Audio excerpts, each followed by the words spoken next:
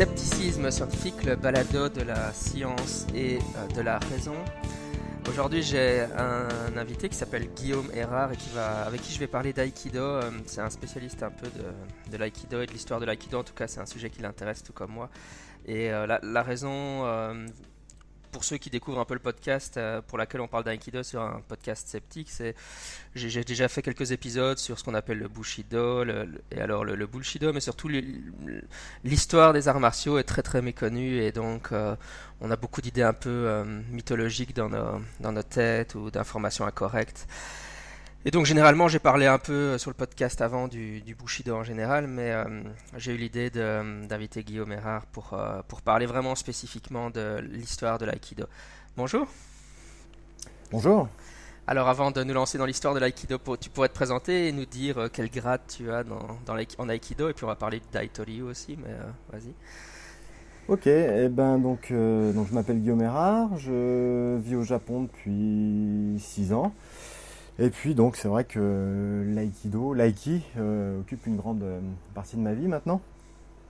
Alors je suis un élève du Hombu Dojo de l'Aikikai, et donc je suis quatrième dan que j'ai passé là-bas. Et je pratique aussi le Daitoryu Aiki Jujutsu dans plusieurs groupes, l'un à Osaka et l'autre à Shikoku. Et je suis deuxième dan de cette école qui s'appelle le Takumakai. Oui, donc pour ceux vraiment qui ne connaissent rien à l'aïkido ou même aux arts martiaux, le Honbu Aikikai, c'est la maison mère, hein, donc c'est au centre de Tokyo, et c'est là qu'il y a le siège de la fédération principale, hein, et donc c'est là que tu t'entraînes. Est-ce que tu fais partie de ceux qui s'entraînent tôt le matin avant d'aller travailler? Non, malheureusement non, parce que je travaille très tôt le matin et en fait je vis sur Tokyo mais je travaille à Yokohama, donc il n'est pas question d'aller faire le cours, même le cours de 6h30 de Doshu, j'arriverai trop tard au travail, donc je m'entraîne le soir surtout. D'accord. Par contre, le week-end, oui, effectivement, j'y vais le matin. Super. Donc voilà, l'idée un peu, c'est vraiment basiquement dans mes collègues d'Aikidoka, les gens que je fréquente, je me rends compte que souvent, si on leur demande ça vient d'où l'aïkido, comment c'est apparu, enfin si on pose des questions sur l'histoire de l'aïkido, souvent ils sont très ignorants de cette histoire, et généralement ils vont pouvoir me dire O-sensei, donc Ueshiba, que les aikidoka appellent O-sensei, a créé l'aïkido. Au-delà de ça, généralement, peut-être qu'ils sauront me dire que c'était aux alentours de la Seconde Guerre mondiale, mais ça va généralement pas plus loin que ça, et donc ici, voilà, l'idée c'est de mettre un peu plus de choses derrière ça. Donc, Guillaume, l'aïkido, c'est né comment? Alors, donc d'abord, oui, je suis assez d'accord avec toi que l'histoire de l'aïkido est en fait encore assez obscure, même au jour d'Internet et tout ça. Et je dirais même que c'est assez obscur pour les pratiquants eux-mêmes et certains relativement haut gradés. Ce que moi je considère comme des acquis, des évidences. Finalement, je suis assez surpris quand je parle à des aikidoka de me rendre compte que le niveau culturel, en fait, au niveau de l'histoire de l'aïkido, est assez faible, quoi. Donc, bon, c'est pour ça que j'essaie de mon côté de diffuser un petit peu l'information, tant bien que mal, avec les moyens limités que j'ai, pour essayer non seulement d'éduquer les gens par rapport à, évidemment, l'histoire de l'art qu'ils pratiquent, l'histoire de leur passion, mais aussi pour essayer de donner un petit peu un contexte culturel et historique à ce qui se fait.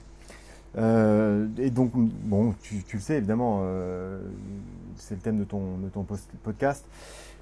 Quand tu essaies de remettre des faits au centre de la scène, parfois ça froisse quelques sensibilités, puisque ça va contre certains acquis, et donc les gens réagissent de façon assez diverse. Donc, en ce qui concerne l'histoire de l'aïkido, c'est une approche un peu négative ce que je vais faire, mais je pense que c'est un peu nécessaire. Je pense qu'il faut parler d'abord de la compréhension globale de l'histoire de l'aïkido, c'est-à-dire un petit peu erronée. On on lit souvent que le fondateur de l'aïkido, qui s'appelait Ueshiba, avait pratiqué tout un tas d'arts martiaux japonais, si ce n'est tous, et qu'il les avait maîtrisés à un tel niveau qu'il il en avait fait une synthèse, et que cette synthèse, c'était l'aïkido. Bon, évidemment, comme dans tous les discours un petit peu qui notent dans l'absolu, un petit peu comme ça, dans l'extrême comme ça, forcément, quand on gratte un peu, on voit tout de suite que c'est pas forcément vrai. Alors, effectivement, oui, Ueshiba avait une expérience martiale assez étendue, parce qu'il avait la possibilité de le faire, c'est-à-dire qu'il a toujours eu dans sa vie des bienfaiteurs qui ont fait qu'il n'avait jamais trop à se soucier du fait de gagner sa vie, quoi. Il pouvait se consacrer aux arts martiaux de par son père, son oncle, et puis ensuite des bienfaiteurs. Et donc il a pu étudier beaucoup d'arts martiaux. Et là, tout de suite, on se heurte assez rapidement à une méconnaissance, c'est-à-dire que beaucoup de gens pensent qu'il avait étudié beaucoup de systèmes d'armes anciens. Or, lorsqu'on regarde attentivement, et de ces mots à lui d'ailleurs, dans une des rares interviews qui existent de lui, il explique bien qu'il a étudié les arts martiaux de certains koryu, qui sont les écoles traditionnelles, mais il prend soin de préciser qu'il a étudié le taijutsu, le jujutsu, c'est-à-dire les techniques à main nue, et donc pas les armes. Ensuite, donc il a étudié quelques koryu comme ça. Il le dit lui-même assez superficiellement, assez rapidement. Donc les techniques main nue, et ensuite il est rentré dans l'armée. Il avait très envie d'entrer dans l'armée, il en a un petit peu bavé parce qu'il était petit, mais il s'est fait accepter, il est rentré dans l'armée. Et là, il a appris le Jukenjutsu, c'est-à-dire la baïonnette, quoi. La baïonnette héritée du maniement de la baïonnette européen. Donc il a cette expérience-là, et puis ensuite après l'armée, il a refait pas mal d'autres choses. Mais quand même, mis à part cette expérience de baïonnette, je pense qu'il est important de comprendre qu'il a étudié beaucoup de systèmes main nue. Et donc quand on regarde l'aïkido, je pense qu'il est assez évident que l'aïkido est un système en grande partie à main nue. Après, il y a des armes, mais ça on pourra en parler un peu plus tard, d'où elles viennent et c'est ce qu'elles représentent. Mais voilà, donc clairement, l'aïkido vient des arts à main nue. En particulier d'un qui s'appelle le Daitoryu Aikijujutsu. Et cet art, il l'a appris à Hokkaido, enfin il a commencé à l'apprendre à Hokkaido, quand il a rencontré quelqu'un qui s'appelait Takeda Sokaku, qui donc était un grand maître de Daitoryu. Après, la question de savoir si il a inventé le Daitoryu ou si c'est un art plus ancien, c'est une question qui est toujours en suspens. Bon, j'ai mon opinion là-dessus, on pourra encore une fois en parler plus tard. Mais ça a été un tournant dans sa vie, c'est-à-dire qu'il était quand même assez insatisfait de ce qu'il avait appris jusque-là, et que pour la première fois, il voit en Takeda un maître qu'il respecte vraiment et un système qu'il respecte vraiment. Et donc il a fait son possible pour apprendre de ce maître.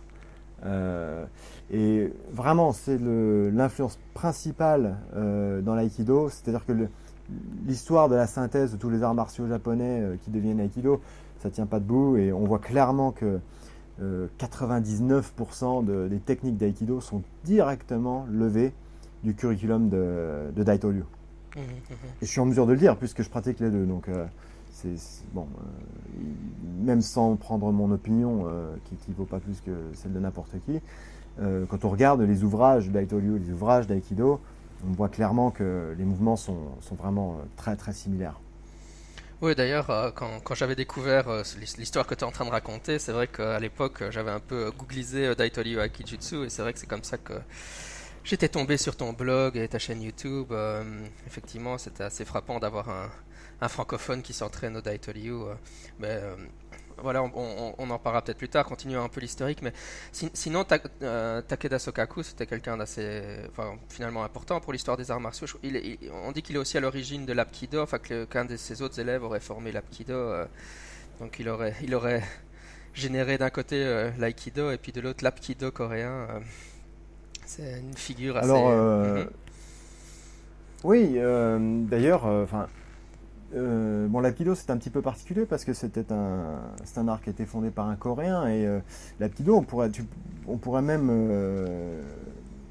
discuter le fait qu'il y a dans l'Aikido beaucoup d'autres choses que du Daitoryu, c'est-à-dire qu'ils ont ils ont des coups de pied, ils ont tout un tas de choses. Je ne suis pas spécialiste, mais ils ont un certain nombre d'autres choses.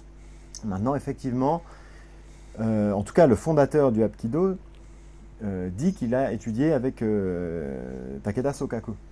Bon, le problème, c'est que il reste pas de trace de son nom dans les registres de Sokaku, alors que Sokaku a tenu des registres quand même très très détaillés. C'est-à-dire que tu venais participer à un de ses stages, dans sa tête, tu devenais son élève à vie, et de toute façon, ton nom était inscrit. Maintenant, le nom de cette personne-là n'est pas dans les registres.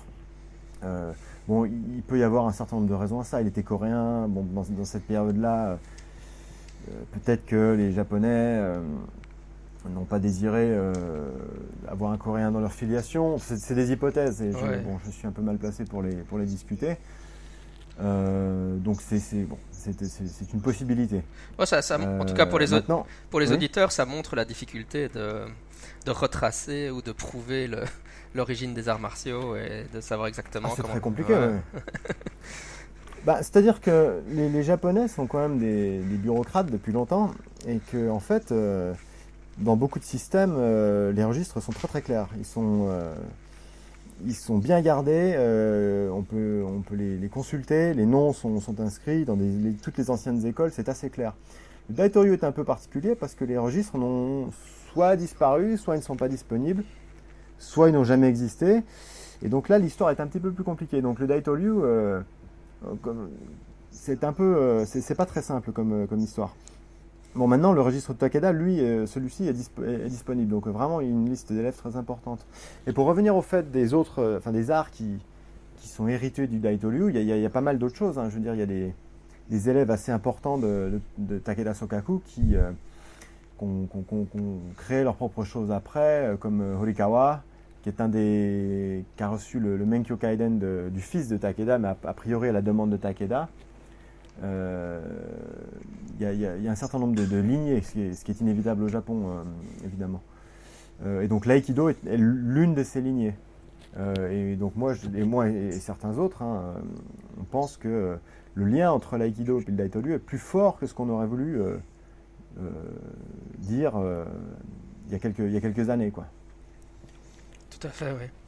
Et donc, qu'est-ce qui se passe? On en était au moment où Ueshiba rencontre Takeda et il se met à s'entraîner avec. Et puis, qu'est-ce qui se passe ensuite dans la vie d'Ueshiba? Alors, dans sa tête, il voit clairement quelque chose, l'aboutissement de sa recherche toutes ces années pour trouver un maître, un art. Il voit quelque chose qui l'intéresse vraiment énormément. Donc, il va s'entraîner beaucoup avec Takeda. Takeda voit, je pense, en Ueshiba un élève doué. Certains aiment à dire que c'était son meilleur élève, d'autres disent que c'était quelqu'un d'autre, ça n'a pas d'importance finalement. Mais vraiment, clairement, il y a une relation qui s'instaure entre les deux. Takeda vit dans la famille de Ueshiba pendant un certain temps. Ueshiba va même lui donner certaines terres au moment où il va s'en aller. Donc vraiment une relation assez proche. Ueshiba va recevoir un diplôme des mains de Takeda qui s'appelle le Kyojudari. Ce qui est un diplôme d'instructeur. Et à l'époque, c'était la plus haute distinction qui existait dans le Daitoryu. Ensuite, plus tard, Takeda donnera des Menkyo Kaiden, des certificats de transmission totale, mais à l'époque de Ueshiba, ça n'existait pas. Donc on peut penser vraiment que Ueshiba a atteint un niveau très élevé en Daitoryu pour recevoir ce diplôme d'instructeur. Juste pour être clair, après, clair pour ceux qui ne connaissent pas du tout, je suppose que c'est parce qu'à l'époque il y avait pas de grade, il y avait pas de, on peut imaginer le système actuel. Donc forcément il y avait juste, on était élève et puis on recevait ce certificat d'instructeur et c'était les deux possibilités. Mais c'était tout ce qu'on pouvait faire. On n'avait pas vraiment de ceinture noire et des choses comme ça, quoi. Effectivement, oui. Les ceintures sont venues après. Soit certaines fois elles ont remplacé les grades anciens. Soit elles sont venues s'ajouter au-dessus du système de grades anciens. On pourra discuter de comment c'est venu. Mais effectivement, à l'époque, il n'y avait pas de ceinture noire, il n'y avait pas de shodan, de nidan, de choses comme ça. Euh, Peut-être parce que les gens étaient plus patients à l'époque, je ne sais pas, mais en tout cas, on étudiait sans ça. Ueshiba reçoit son certificat d'instructeur de Mhm. Takeda, et puis comment sa carrière évolue à partir de là? Donc oui, Ueshiba reçoit le Kyoju Dairi en 1922 à Ayabe, quand Takeda est venu le voir chez lui. Et donc, bon, une fois que tu reçois ton diplôme d'instructeur, ben, tu peux donc enseigner à tes propres élèves, ce que Ueshiba a fait. Et donc, il enseignait le Daitoryu Aikijujutsu pendant un moment. Après, bon, au Japon, le, le diplôme d'enseignement est en fait il y a tout un tas de clauses qui se trouvent dans ce diplôme-là. Et le diplôme de Ueshiba est d'ailleurs disponible. Et je crois d'ailleurs il figure sur ce diplôme la somme que Ueshiba devrait reverser à Takeda pour chaque élève qu'il instruit. Donc c'est assez précis.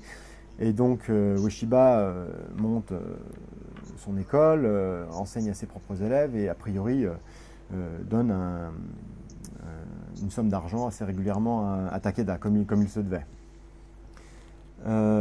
Après cela, bon, il y a une. Apparemment, les relations étaient un petit peu plus difficiles au bout d'un moment. Certains chercheurs de l'aïkido, dont Stanley Pranin, parce qu'il faut quand même parler de Stanley Pranin, qui est un des pionniers dans les recherches de l'histoire de l'aïkido, dit qu'apparemment ils se sont un petit peu éloignés à cause de ce problème d'argent. Moi, je ne sais pas trop ce qui s'est passé. Mais clairement, une distance s'est établie. Et Ueshiba a pris un petit peu son essor de lui-même, c'est-à-dire qu'il a commencé à être connu un petit peu dans les milieux un petit peu militaires et les classes aisées de la population, et avec un certain succès, il a établi quelques dojos à Tokyo, et d'ailleurs dans le Kansai aussi, dans certains autres endroits. Il y a aussi, il faut parler d'une chose autre, c'est-à-dire que à un moment donné, Ueshiba a fait la rencontre d'un religieux qui s'appelait Deguchi Onisaburo, qui était le leader de l'Omotokyo, qui est une secte shinto, héritée du shinto japonaise, et que ce révérend Deguchi a eu une influence assez profonde sur Ueshiba, et qu'il a été assez impliqué dans l'établissement du dojo, des dojos initiaux de Ueshiba. Et apparemment, il y avait petite inimité entre Takeda et Deguchi, et que ça peut-être aussi participé au fait qu'il s'éloigne un petit peu. Mais toujours est-il que Ueshiba enseignait vraiment clairement du Daitoryu. D'ailleurs, je suis l'un de ceux qui pensent que Ueshiba a enseigné le Daitoryu jusqu'à la fin de sa vie, que ça s'appelle Aikido ou pas. Et donc, on peut prendre comme exemple le premier livre technique qui a été publié au nom de Ueshiba, c'est-à-dire qu'il y a un certain nombre d'explications techniques qui étaient dedans et certains dessins. Qui n'étaient pas de lui, qui étaient d'une de ses élèves, qui a été publié en 1933. Et quand moi j'ai eu accès à ce livre, j'ai été surpris de voir que on m'aurait présenté ça comme un aide-mémoire des techniques de Daitoryu que j'apprenais moi de mon côté en Daitoryu, j'y aurais cru. Mais en fait, c'était un répertoire technique d'Aikido. Donc ça, c'est 1933. Certaines personnes avancent que le fondateur de l'Aikido aurait changé son art en Aikido pendant la guerre, et que l'Aikido serait apparu en tant que tel à la fin des années 40, début des années 50. Effectivement, le nom Aikido a été déposé en 1942, mais techniquement, il n'y a pas de changement. Il y a un ouvrage qui a été retrouvé assez récemment par un autre historien de l'aïkido qui s'appelle Chris Lee, qui était à Hawaï, qui s'appelle Makinouchi. Et c'est un ouvrage de 1954 qui est en fait vraiment grosso modo une réédition de l'ouvrage de 1933, avec les mêmes instructions et avec des copies des dessins de l'ouvrage de 1933. C'est-à-dire qu'après-guerre, et après donc la période dite d'Iwama, c'est-à-dire la retraite de Ueshiba pendant la guerre dans une ferme dans laquelle il aurait, a priori parfait, terminé de créer son art, eh bien, après cette période-là, les mêmes techniques étaient enseignées, puisque Ueshiba donnait les mêmes aides-mémoire à ses élèves qu'il avait donné avant la guerre. Donc dans sa tête, fondamentalement, il ne devait pas y avoir de différence technique au moins.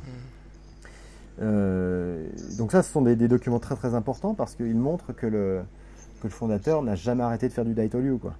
Et quand on sait où regarder, quand on connaît les points du Daitoryu, quand on connaît les détails, même sur les vidéos les plus récentes de Ueshiba, on voit clairement ce qu'il fait, on voit clairement du Daitoryu.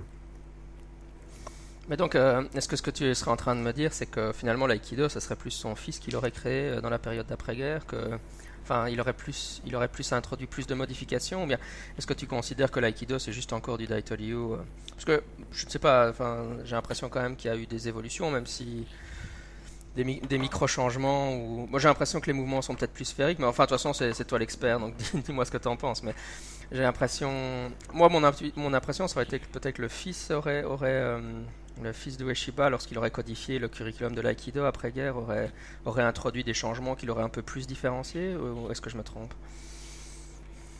Alors, je suis d'accord. Le fils de Morie, qui s'appelait Kishomaru Ueshiba, a introduit des changements dans l'aïkido. Des changements structurels, des changements peut-être, on pourrait peut-être même aller jusqu'à dire philosophiques. Bon, technique inévitablement, puisque prenant la responsabilité technique de l'aïkido, qu'il le veuille ou non, il faisait les techniques d'une façon qui n'était pas totalement identique à celle de son père.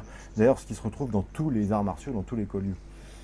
Maintenant, l'évolution de l'aïkido est indéniable quand on regarde dans l'art dans sa globalité, ne serait-ce que par le fait que c'est passé d'un art confidentiel, disponible pour une infime partie de la population aisée, pour les militaires, à un art qui se voulait global.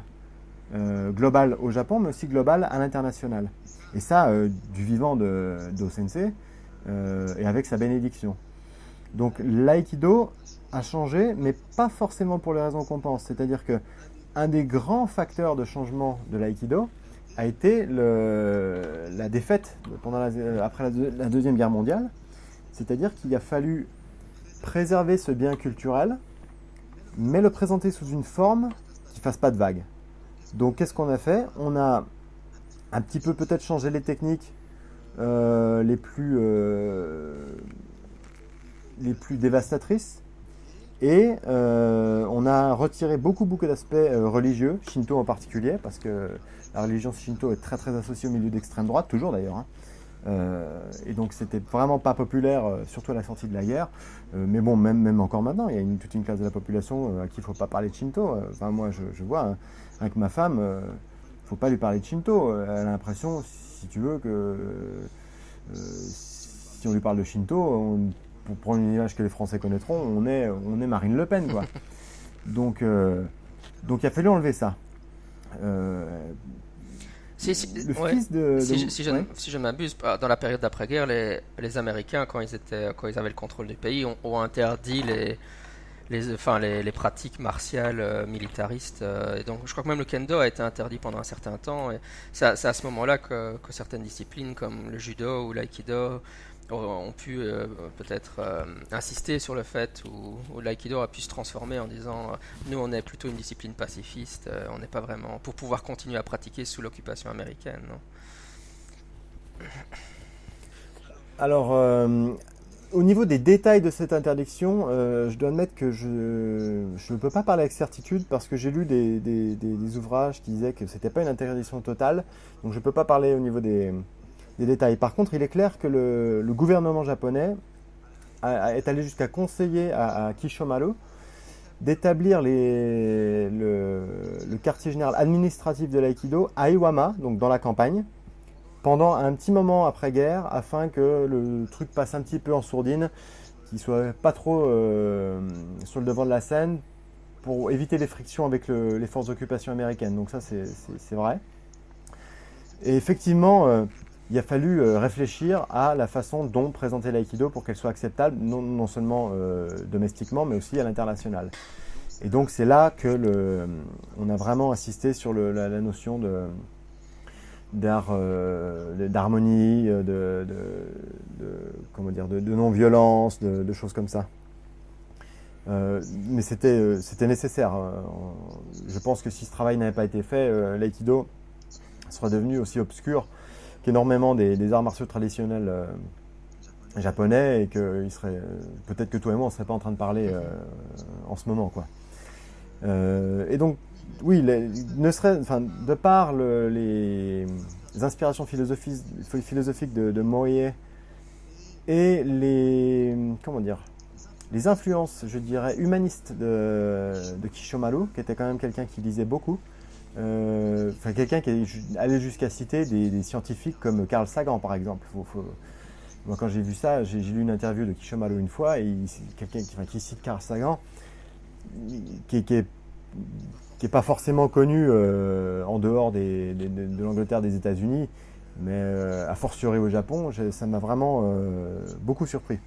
Donc c'est évident qu'avec quelqu'un d'aussi érudit, et j'emploie vraiment le terme humaniste volontairement, la communication par rapport à l'aïkido a changé un peu, et en ce qui me concerne, je pense pour le meilleur.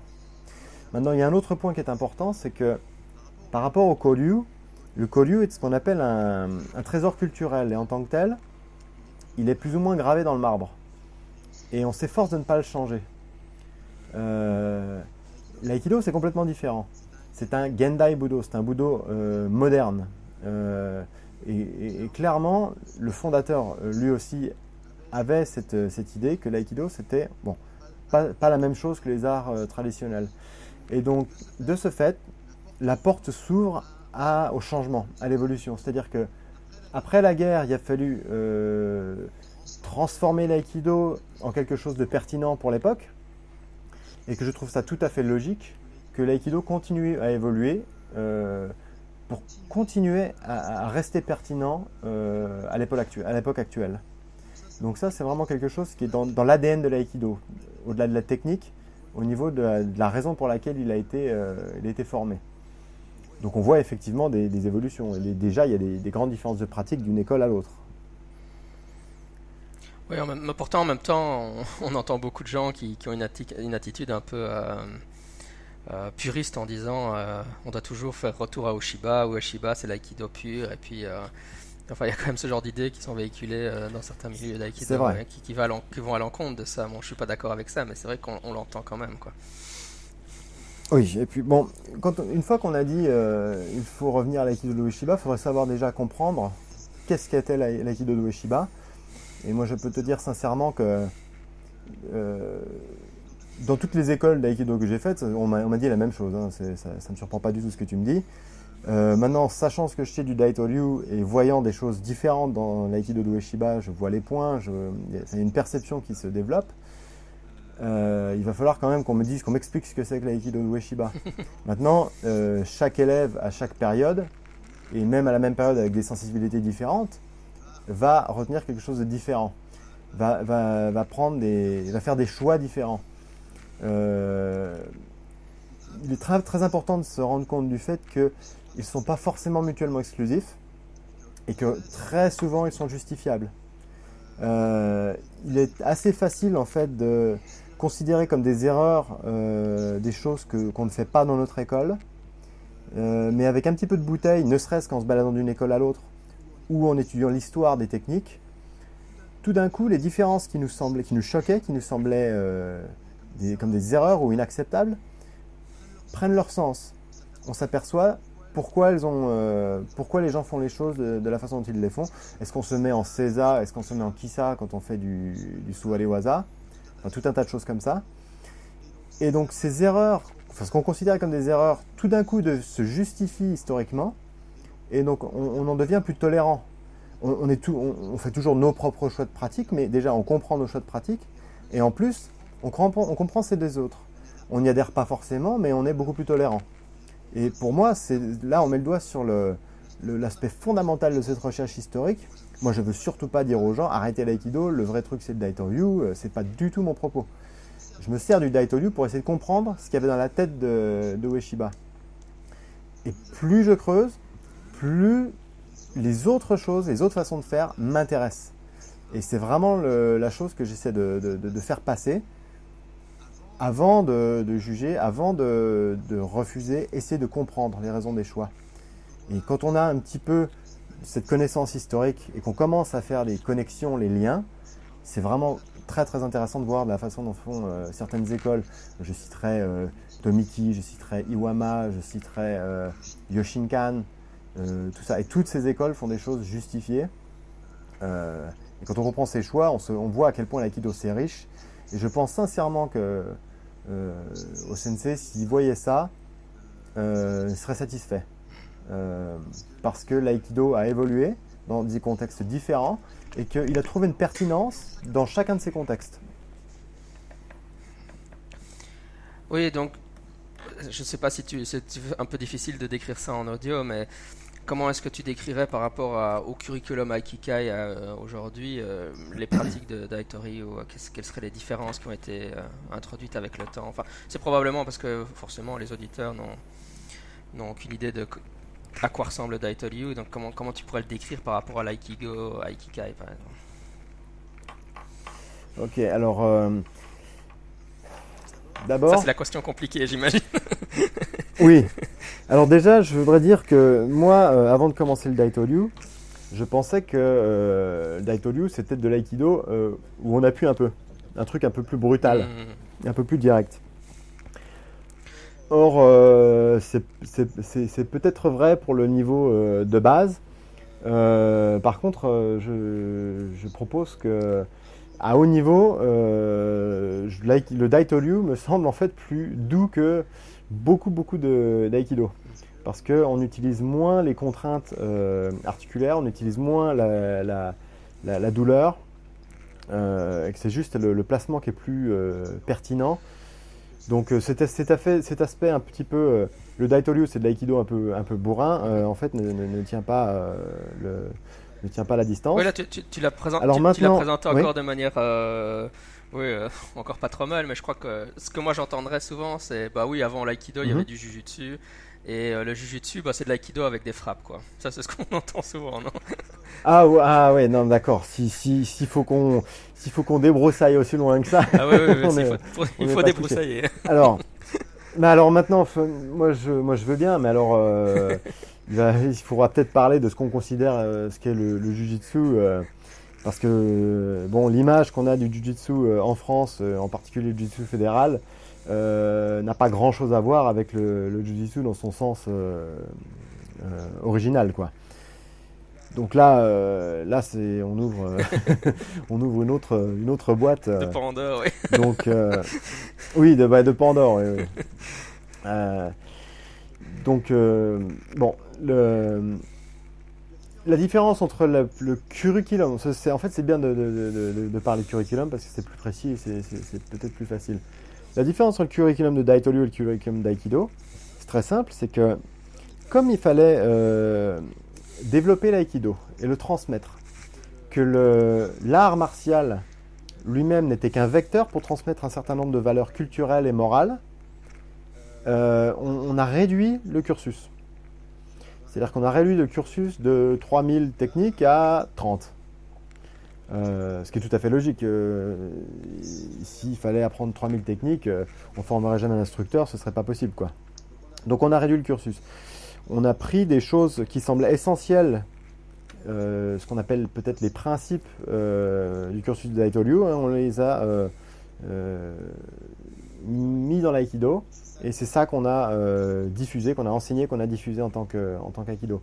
Maintenant, les techniques elles-mêmes, très sincèrement, quand tu prends ce qu'on appelle Nikkyo, ce qu'on appelle Ikkyo, ce qu'on appelle Sankyo, ce que tu veux côté Gaeshi, on les retrouve très clairement dans le Daitoryu, mais même sans aucun travail d'interprétation ou de traduction, hein, on le voit clairement.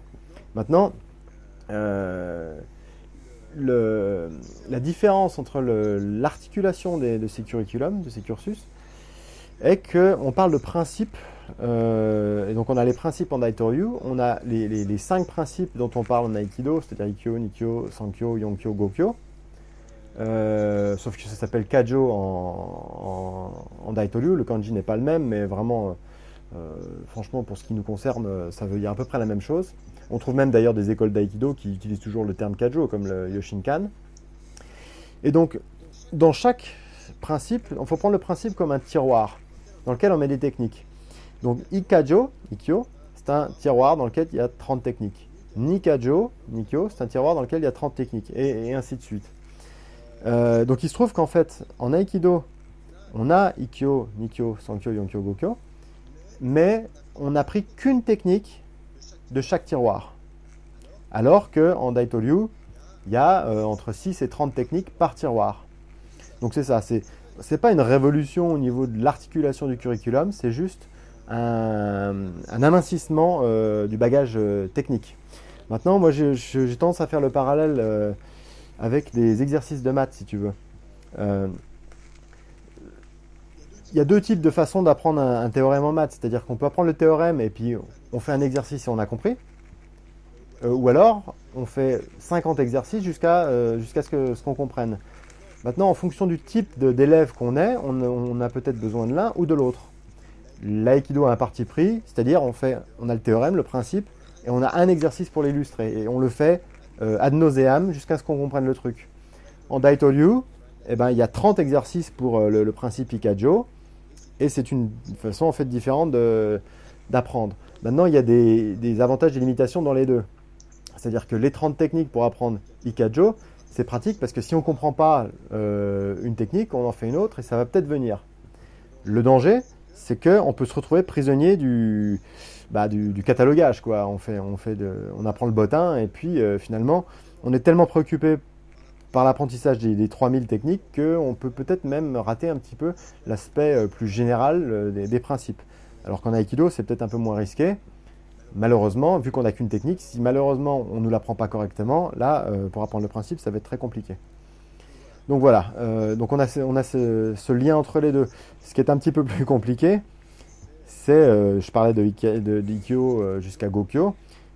Un Aikidoka va probablement me demander, mais alors, Shihonage, Kote Gaeshi, ça va où? Puisqu'il n'y a pas marqué Kyo derrière, donc c'est pas un principe. Qu'est-ce que c'est? Comment ça se fait qu'on a des techniques qui sont finalement pas dans les tiroirs? Et donc en fait, ça c'est un des points intéressants par rapport à l'aïkido, c'est que effectivement ces techniques ont été sorties de leur tiroir. Donc on nous dit pas que ce côté gashi est un côté gashi d'Ikkajo ou un côté gashi de Sankajo. On nous dit c'est côté gashi. Or quand on regarde dans le Daitoryu, il y a des côtés gashi dans tous les kajo, dans les cursus officiels, et en fait même dans les cursus non officiels, il y en a encore plus. C'est-à-dire qu'il y a des façons de faire la même technique en fonction de principes différents. C'est ça la différence entre la technique et le principe. C'est-à-dire qu'on peut appeler ça côté gaeshi, ce qui est en fait, on rend côté gaeshi, c'est on rend l'avant-bras.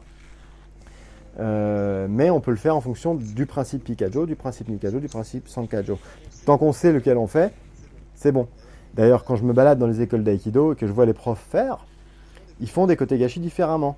Et d'une école à l'autre, on va nous dire « Ah, leur côté gashi est pas bon, le nôtre est bon. » Tout ce que je vois moi, je vois des côtés gashi qui sont faits, pour ceux qui sont bien faits, hein, maintenant il y a plein de façons de mal faire un côté gashi, mais pour ceux qui sont bien faits, je vois « Ah bah oui, eux ils font un côté gashi d'Ikkajo. » Et puis eux ils font un côté gashi de Sankajo. Donc forcément, ils n'ont pas l'impression de faire le même mouvement.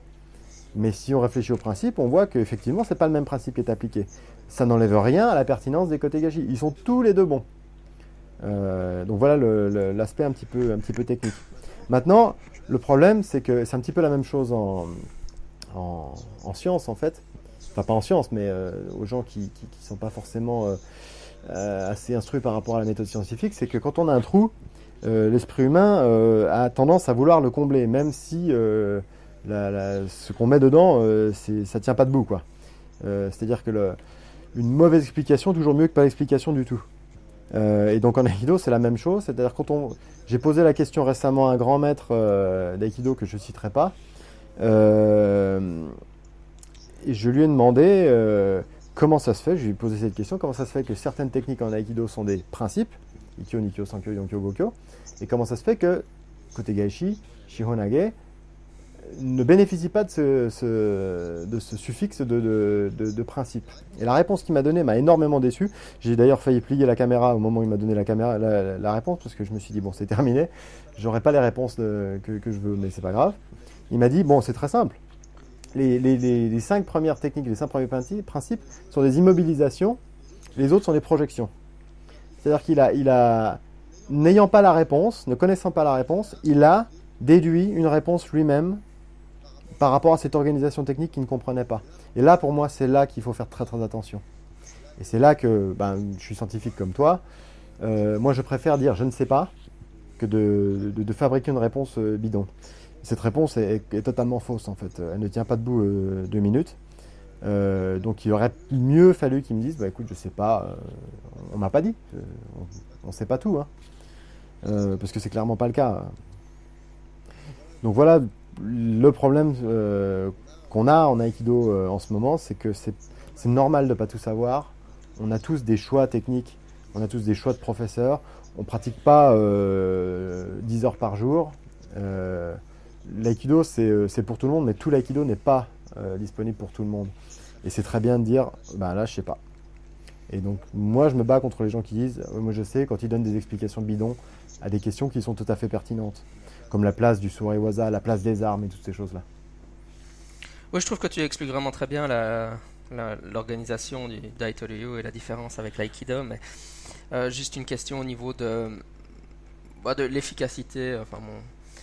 Est-ce que tu as l'impression que la méthode pédagogique du Daitoryu, d'enseigner beaucoup de techniques par tiroir, mène à des combattants qui auraient plus, c'est peut-être une question chargée, mais je tente le coup quand même, qui auraient plus d'efficacité en combat réel, et que l'aïkido mènerait, on pourrait dire, l'aïkido, ça sert au développement humain, à la réalisation personnelle, donc il y aurait une perte d'efficacité avec cette mode d'enseignement où on limite la technique par niveau, par principe, ou est-ce que tu penses que non, les deux approches peuvent mener à des gens qui ont une bonne efficacité en combat réel? Qu'est-ce que tu en penses?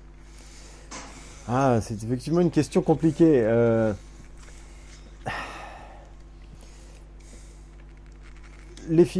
Ok. En Daitoryu, puisque moi j'étais aikido, je suis aikidoka et je m'entraîne au Daitoryu, on m'a fait comprendre que l'aikido c'était pour les nuls, et puis que les vrais ils faisaient du Daitoryu, et puis que nous ce qu'on faisait en aikido ça les faisait bien rigoler, et puis qu'ils faisaient le vrai truc qui marche, quoi. Ouais, j'imagine bien que c'est ce qui se dit, oui, effectivement. Tous les groupes ont tendance à toujours penser qu'ils sont meilleurs que les autres, quoi, ça c'est clair. Voilà. Et donc c'est pour ça que il y a des choses qui m'énervent dans l'aïkido, il y a des choses qui m'énervent dans le Daitoryu, hein. C'est pour ça que moi, je suis un petit peu le cul entre deux chaises, mais ça fait partie de mon caractère, donc ça ne me dérange pas. Maintenant, encore une fois, c'est une question d'approche pédagogique, et qu'il y a des avantages et des inconvénients aux deux. En Aikido, vraiment, vu qu'on bouge très rapidement, vu qu'on essaie de faire des choses un petit peu de haut niveau très rapidement, on peut manquer un petit peu de précision. C'est-à-dire qu'effectivement, il y a des techniques qui ne marchent pas très bien parce qu'elles ne sont pas très bien faites, quoi. Maintenant, il y a des techniques, des gens qui font des techniques très très bien, qui marchent très bien. En Daitoryu, on passe plus de temps sur les détails. Donc, effectivement, peut-être que la connaissance de la façon dont le corps se manipule est plus poussée.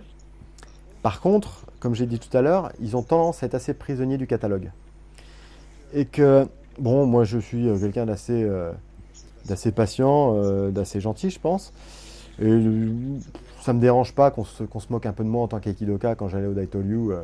J'ai vraiment résisté au maximum à l'envie de montrer ce que je savais. J'ai jamais fait d'aïkido en Daitoryu. Même des fois certains pièges qui étaient tendus, c'est-à-dire à la fin d'un stage, toi vu que tu fais de l'aïkido, pourquoi tu ne nous donnes pas une démonstration d'aïkido? Et là, on a très bien compris, on sent très très bien le piège, et là, c'est là qu'il faut dire, non, moi, déjà je suis pas très bon, puis en plus, non, c'est un stage de Daitoryu, non, parce que là, si on fait ça, c'est terminé, quoi. Par contre, forcément, il y a eu des fois où ça s'est un petit peu moins bien passé que d'autres. Et que ce que les gens qui font du Daitoryu ne comprennent pas forcément, c'est qu'en Aikido, vu qu'on est dans la dynamique tout de suite, et vu que le nombre de pratiquants est beaucoup plus élevé et qu'on a tendance à être beaucoup plus mobile, on a tendance à se frotter avec des gens avec des caractères, des gabarits, des partis pris différents, beaucoup plus rapidement qu'en Aitoryu. On a tendance à être dans des petits groupes un petit peu protégés quelque part, quoi. Et donc en Aikido, on a plus, je pense, plus tendance à tomber sur un os en stage qu'en Daitoryu. Et donc les fois, on m'a un petit peu chauffé. Bon, quand j'ai senti que si je faisais rien, ce serait blessure pour l'un ou pour l'autre, il a fallu faire quelque chose. Et ce dont les gens qui font du Daitoryu n'ont pas forcément l'habitude, c'est qu'il y a ce côté dynamique, direct en Aikido, qui te permet, même si ta technique est un petit peu olé olé au niveau des détails, tu passes en vitesse ou en placement, on fait un petit peu plus de placement en Aikido plus rapidement qu'en Daitoryu où ça vient à grade un petit peu plus élevé. Donc pour résumer cette réponse qui est un petit peu longue, il y a des avantages aux deux systèmes. Et que loin de moi l'idée de dire que l'un est meilleur que l'autre l'un est plus efficace que l'autre. C'est vraiment, ça dépend des profs, ça dépend de la façon dont ils enseignent, ça dépend aussi de ce qu'ils ont envie de faire, hein. Il y a des gens dont la priorité n'est pas l'efficacité tout de suite, que ce soit en Aikido ou en Daitoryu. Donc il faut vraiment prendre ça comme des systèmes d'enseignement différents. Donc voilà, je pense qu'on a fait à peu près le tour au niveau de cette question-là. Oui, en fait, on arrive tout doucement à la fin de l'interview. Est-ce qu'il y a des choses que tu voudrais dire que je n'ai pas encore couvert? Il y a des choses que tu voudrais...